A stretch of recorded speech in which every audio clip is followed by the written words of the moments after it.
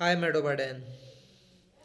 सारे के सारे मठाधीश धरे रह गए। एक मलंग आया और मैं फिर लूट ले गया।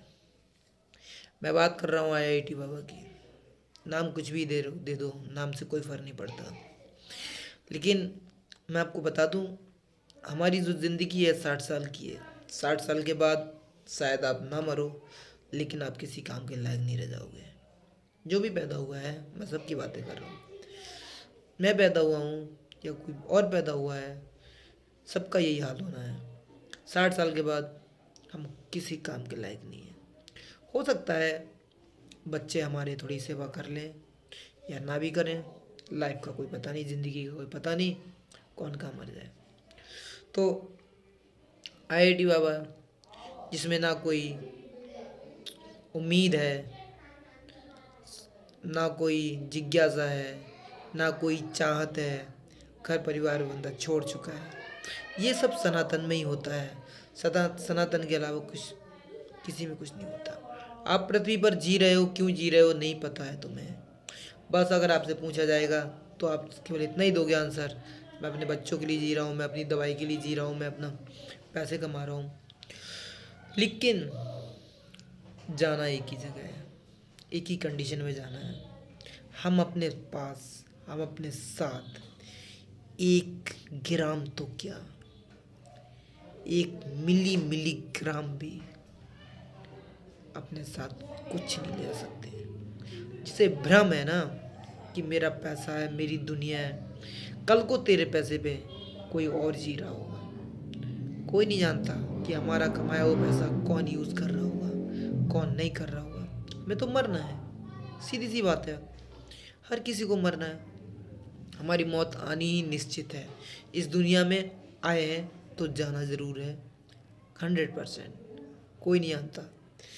लेकिन हमारा ऊपर वाला भगवान भी चालाक है। उसने हमें कभी नहीं बताया कि हम कब जाने वाले हैं। हमारा कंफर्म भी नहीं है, हम आज चले जाएं, हम कल चले जाएं, परसों चले जाएं, कोई पता नहीं है।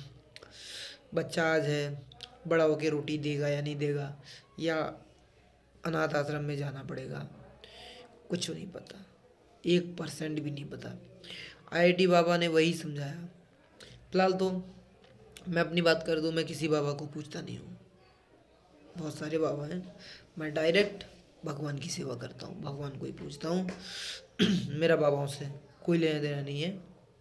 लेकिन मैं फिर भी बताता हूँ, मैं उनकी कौशलता, कार्यशैली ये देख के ज़रूर प्रभावित होता हूँ कि हाँ, ये भी बनता है।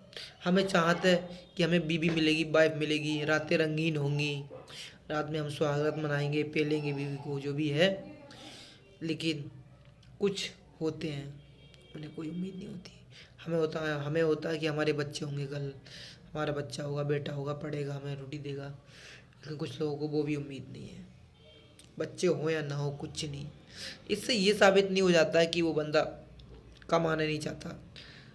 ऐसा नहीं है, वो वैराग्य को प्राप्त होता है। वही बात बुद्ध पे भी लागू होती है। कुछ लोगों ने आईआईटी बाबा को पेला, मतलब ट्रोल किया कि बच्चों की जिम्मेदारी उठा नहीं सकता था, इसलिए घर वालों को छोड़ के चला गया, माँ बाप को छोड़ के चला गया। गौतम बुद्ध ने भी यही किया था। अपने 8 साल के बेटे को और वाइफ को सोता हुआ छोड़ गए थे। तो हम क्या ये कहने लगेंगे कि वो जिम्मेदारी से भाग गए, जिम्मेदारी उनसे हैंडल नहीं हुई, या और बातें। वो एक राजा थे, राज परिवार में जन्म हुआ था। लेकिन उन्होंने देखा कि लोग पैदा हो रहे हैं, मर रहे हैं, पैदा हो रहे हैं, मर रहे हैं, बुजुर्ग है, लाठी टेक के चल रहा है, छोड़ के चले गए अपना जो समाज जंगल में। उन्हें तो नहीं बोला कि मेरे नाम से आप धर्म बनाओ या मेरी तरह जियो, भाई मर्जी है, आओगे तो मेरे साथ रह लो, कोई दिक्कत नहीं है। ना बंदा वो किसी का चिकन मटन खाना तो दूर, उसने किसी पक्षी को मारा तक नहीं था। मैं गौतम बुद्ध को इसलिए पसंद करता हूँ, इसलिए नहीं कि वो एक धर्म है, कोई धर्म नहीं है। लोगों ने एक स्थापित कर दिया, धर्म बना दिया।